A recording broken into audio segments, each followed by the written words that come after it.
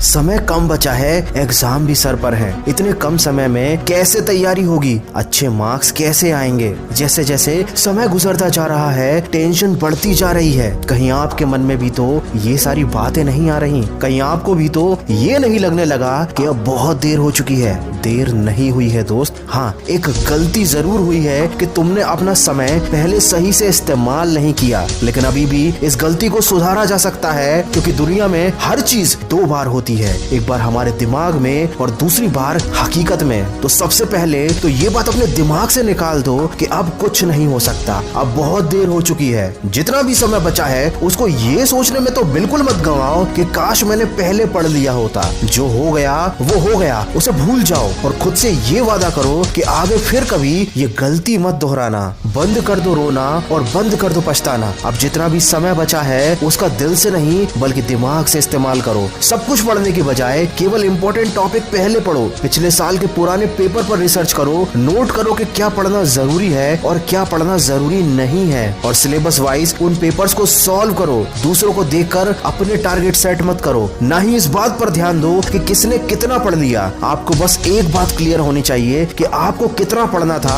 और आपने कितना पढ़ लिया। अगर पढ़ते समय नींद आए तो 5 मिनट के लिए घर की छत पर टहलने चले जाना और अपनी किताब जरूर साथ में ले जाना। मैं 100% गारंटी देता हूँ कि नींद भाग जाएगी। आप जिस भी टॉपिक पर कंफ्यूज हो रहे हैं उसको टिक करके अलग रख लीजिए। जब आपकी पढ़ाई खत्म हो जाए तो इस टॉपिक को इंटरनेट पर या अपने किसी बड़े भाई बहन या दोस्त से पूछ लीजिए, लेकिन उस टॉपिक के बारे में सोच सोच कर अपना टाइम बिल्कुल भी खराब ना करें। एग्जाम हॉल में जाने से पहले अपने किसी भी दोस्त से किसी भी टॉपिक को लेकर डिस्कस ना करें, ना ही खुद को जज करें, क्योंकि यहाँ आपका कॉन्फिडेंस लेवल गिर सकता है या आप कंफ्यूज भी हो सकते हैं। जैसे मोबाइल पर गेम खेलते समय जब तक गेम कंप्लीट नहीं हो जाता सारा ध्यान, सारी इच्छा शक्ति और सारा फोकस उसी गेम पर रहता है, वैसे ही ध्यान और वैसे ही फोकस अब पढ़ाई में लगाना है। चाहे नींद आए या तूफान आ जाए, नजरें किताब से हटनी नहीं चाहिए। लाखों में एक बंदा IAS बनता है, हजारों में एक बंदा अच्छी बॉडी बना पाता है, क्योंकि ये लोग दर्द सहते हैं, तकलीफ सहते हैं। इनका फोकस अपने लक्ष्य से नहीं हटता, इनका ध्यान आने वाले रिजल्ट पर रहता है, और तुम्हारा ध्यान भी आने वाले रिजल्ट पर ही होना चाहिए। कोयला भी हीरा बनने के लिए लाखों साल तक कई टन का दबाव झेलता है। कितनों की तकदीर बदलनी है, तुम्हें कितनों को रास्ते पर लाना है। अपने हाथ की लकीरें मत देखो, तुम्हें इनसे भी आगे जाना है। दोस्तों, चीज उतनी मुश्किल होती नहीं जितना हम उसे सोच सोच कर बना देते हैं। तो सोचना बंद करो, पछताना बंद करो। किसने कहा कि दुनिया में करिश्मे नहीं होते?